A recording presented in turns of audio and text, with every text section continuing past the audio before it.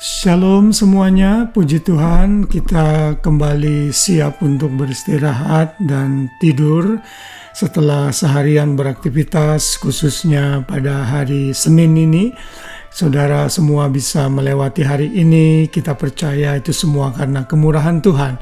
Dan sebelum kita tertidur dan beristirahat, sangat baik sekali untuk kita bisa dipenuhi pikiran kita dengan firman Tuhan yang selalu memberikan kita kekuatan dan energi baru. Dan renungan malam pada hari ini diambil dari ayat yang tidak terlalu panjang, yaitu surat dari Paulus kepada anak rohaninya Timotius dalam 1 Timotius 4 ayat 7. Saya bacakan demikian. Tetapi jauhilah tahayul dan dongeng nenek-nenek tua, latihlah dirimu beribadah. Ini adalah ayat yang muncul dalam perikop yang Paulus tekankan untuk anak rohaninya Timotius agar benar-benar menjaga kawanan domba Tuhan yang dia gembalakan di Efesus dengan ajaran yang sehat. Timotius harus berperang dan fight menghadapi para pengajar-pengajar sesat pada saat itu. Kalau kita membaca ayat-ayat sebelumnya, Paulus menekankan ada banyak pengajar-pengajar sesat yang mengajarkan orang untuk melarang orang kawin misalnya, lalu mengenai makanan, tidak boleh makan ini, tidak boleh minum ini, padahal semuanya Tuhan perbolehkan. Itu ayat-ayat sebelumnya.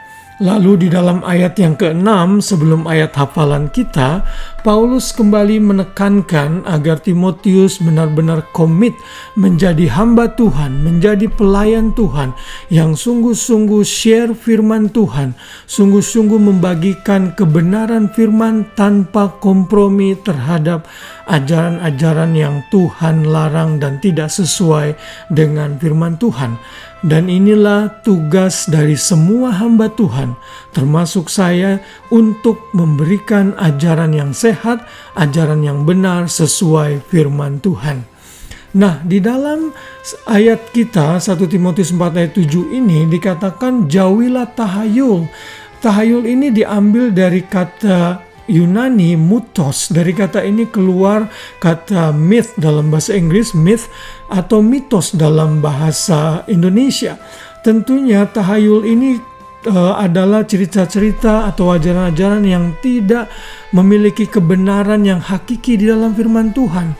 Di sini dikatakan dongeng nenek-nenek tua, yang di dalam New American Standard Version diterjemahkan worldly fables fit only for old women. Ini adalah ungkapan pada masa itu mengenai cerita-cerita atau konsep yang hanya bisa diterima oleh orang-orang yang tidak memiliki pendidikan yang tinggi atau yang tidak terpelajar.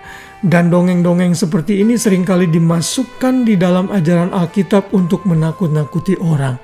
Ada begitu banyak di dalam kekristenan, dongeng-dongeng seperti ini bisa masuk di dalam ajaran-ajaran kita.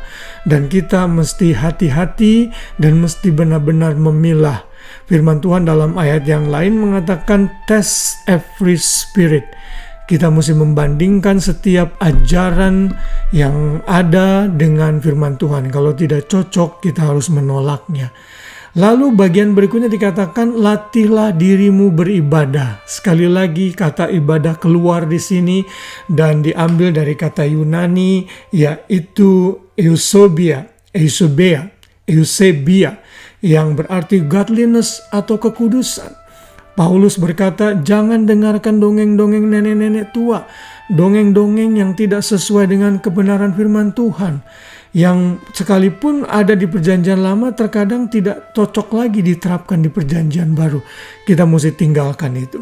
Tapi Paulus sebaliknya menasihati, latihlah dirimu beribadah, latihlah dirimu eusebia, yang artinya hidup dalam kekudusan, hidup dalam kesalehan. Itulah yang Tuhan mau.